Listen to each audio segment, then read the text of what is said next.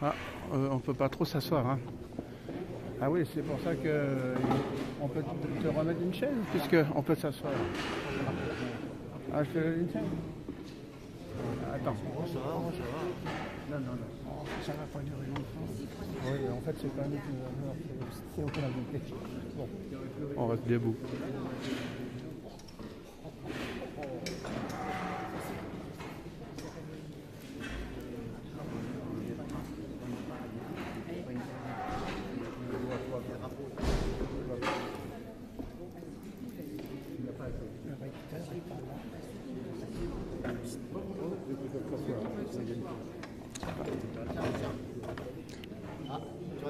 Tiens, tu peux t'asseoir puisqu'on peut s'asseoir. Non, moi on reste debout, on reste debout. Hein. On reste debout. C'est tout aussi bien.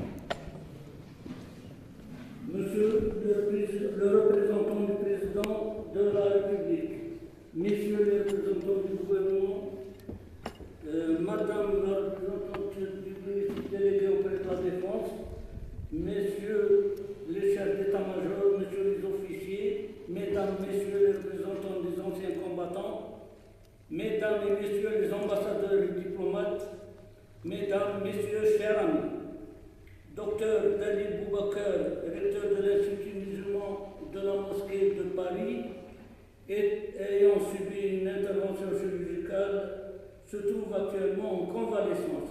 Il s'excuse auprès de tous les assistants de ne pas assister et vous souhaite la bienvenue. Et souhaite à tous et à toutes à l'Institut de la mosquée de Paris en ce jour de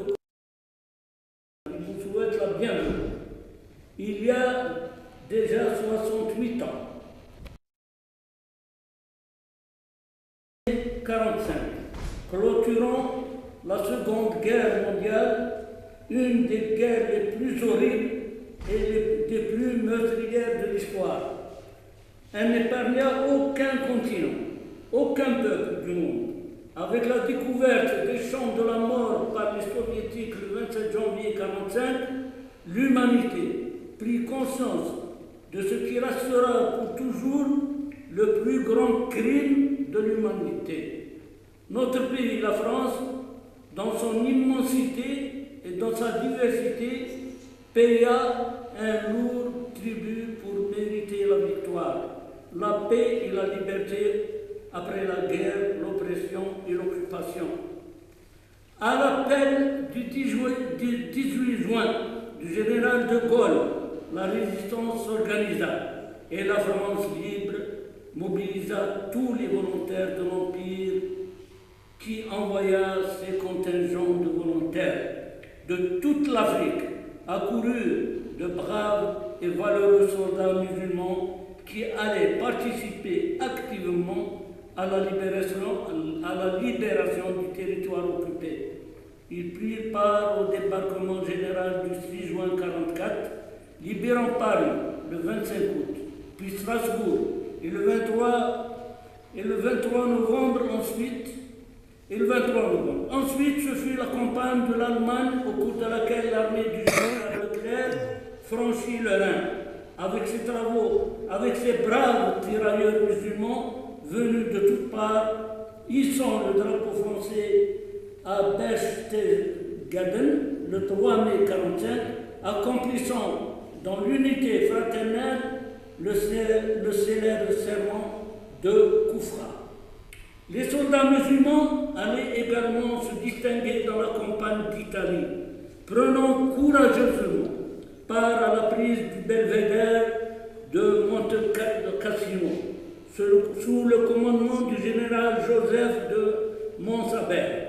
Les musulmans, comme lors de la Première Guerre mondiale, à Verdun, sûrs s'illustrer par leur bravoure, leur présence nombreuse dans plusieurs régiments issus d'Afrique, d'Algérie, du Maroc et de la Tunisie, et enfin de toutes les régions de l'Union française de l'époque. Ils connurent de nombreuses pertes et ont enduré la souffrance et les privations à l'instar de toute la nation durement éprouvée. C'est pourquoi, le 14 mars 2012, une stèle commémorative du sacrifice de tous les soldats musulmans morts pour la France a été inaugurée. C'est donc pour la deuxième fois aujourd'hui que nous venons célébrer notre fête nationale devant ce site nouvellement consacré à la mémoire commune et collective qui unit dans une même ferveur tous les combattants de la Deuxième Guerre mondiale. Nous affirmons aujourd'hui avec force que l'islam de France a su manifester sa loyauté, sa bravoure et son dévouement à l'instar de tous ceux qui se réclament de la nation française et de son histoire. La fraternité d'âme, 1000 fois prouvée et vécue dans l'épreuve où la difficulté doit rester dans la grandeur du sacrifice consenti, le lien le plus sûr et le plus agissant, unissant toutes les générations dans un même sentiment de liberté, d'égalité et de fraternité. Que cette commémoration du 8 mai 1945 figure à jamais dans la mémoire de toutes les composantes de la société française comme le socle indestructible de l'unité républicaine, sans aucune distinction d'obédience ni de religion. La Seconde Guerre mondiale l'a prouvé, l'avenir l'a démontré et le démontrera encore. Mesdames, Messieurs, en ce jour solennel, la grande mosquée de Paris, gardienne de ses pieux souvenirs, est fière de communier avec vous et de vous remercier d'avoir vécu ensemble ce moment solennel en mémoire des centaines de milliers de musulmans morts pour la nation. À vous tous, merci. Vous êtes invités au thé de l'amitié et de la fraternité. Merci.